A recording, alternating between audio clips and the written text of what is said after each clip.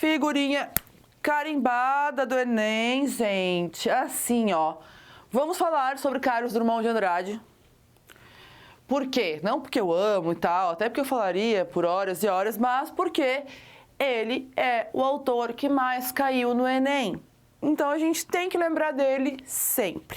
E aí eu gosto de lembrar o seguinte: para a gente falar de Drummond, é sempre importante a gente lembrar de onde ele surge, né?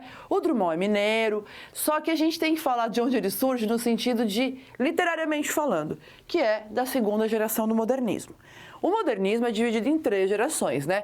A fase revolucionária que a gente falou agora, a segunda geração, que é uma geração dividida entre a poesia e a prosa.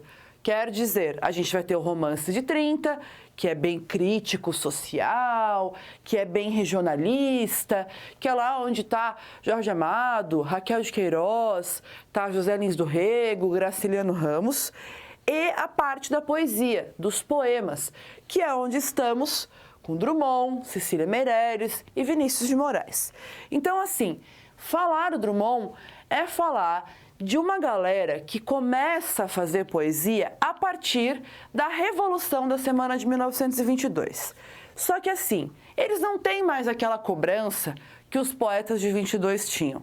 Porque os poetas de 22, para poder fazer a Revolução, para poder ser a fase heróica, eles precisavam romper com tudo.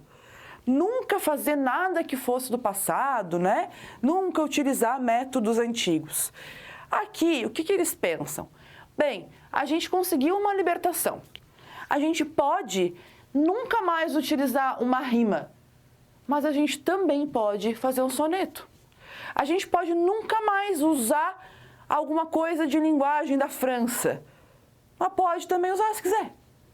Quer dizer, a segunda geração da poesia, ela começa a ter total liberdade na sua produção. E o Drummond representa isso muito bem. O Drummond, ele começa, na fase inicial da poesia dele, ele traz muito elemento do campo e cidade. O cara vem lá do interiorzinho, lá de Itabira, uma cidade de Minas, e aí ele vai para São Paulo. E ao fazer esse impacto, né, de sair do interior para ir para a zona urbana, ele vai falar muito sobre essa situação, como que é a comparação da calmaria do interior com a loucura da cidade grande, como é ser um indivíduo no interior quando você realmente é uma pessoa e quando você vai para o urbano que você passa a ser um número no meio da multidão. Então a gente vai ter bastante essa percepção na obra dele. Outra coisa que aparece muito é a questão do gauche. Tem até um poema dele que ele fala, né? Quando eu nasci, um anjo torto desses que vive na sombra disse: vai, Carlos, ser gauche na vida. O que gauche significa? Significa errado, perdido.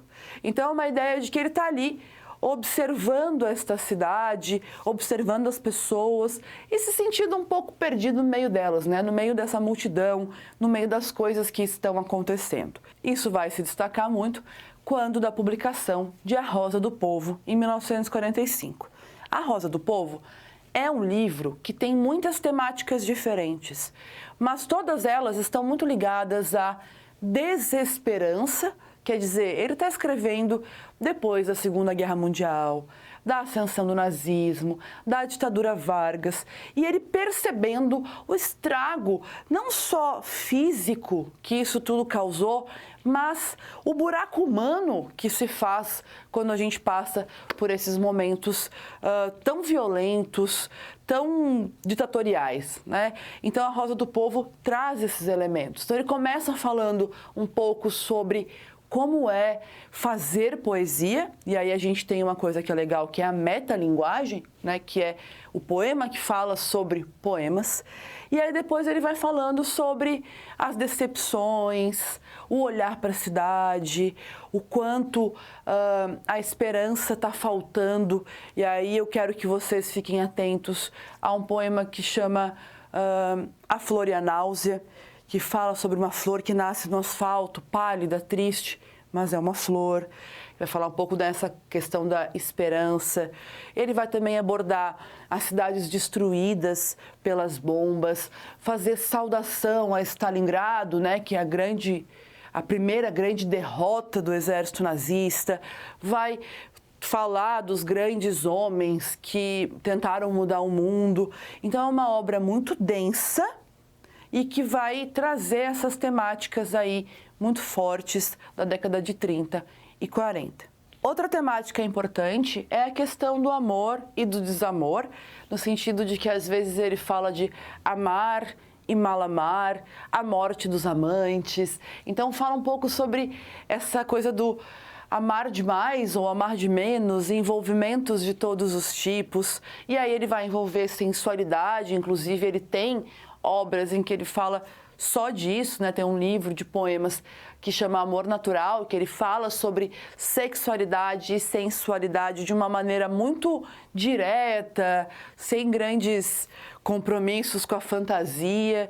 Então, tem essas peculiaridades, tanto no poema do Drummond, quanto nas crônicas do Drummond. A gente também vai ver o tema da saudade, relacionado um pouco à infância, à família, ao lugar de origem. E aí quero chamar a atenção a um livro de despedida que chama Farewell, que é um livro que ele já estava muito objetivado para ele, que era o momento dele partir daqui, e aí ele começa então a escrever um pouco sobre a despedida das pessoas e como ele gostaria de deixar o mundo. Para a gente finalizar, é legal pensar na estrutura que o Drummond propõe para a gente. Eu falei, olha, agora eles estão com um verso livre, eles escrevem como eles quiserem. Então, a maioria das vezes, o Drummond escreve com estruturas livres, não tem um tipo, um formato específico. Não necessariamente a gente tem rimas. Ah, o Drummond nunca faz uma rima.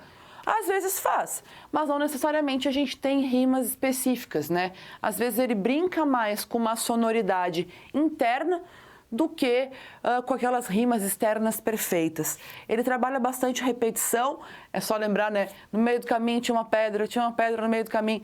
Essa coisa da repetição que é um artifício de musicalidade. Tem muitos poemas longos, claro, tem poemas curtos, mas uma das características que mais chama a atenção no Drummond são os poemas longos. E uma linguagem mais popular, menos acadêmica, menos erudita.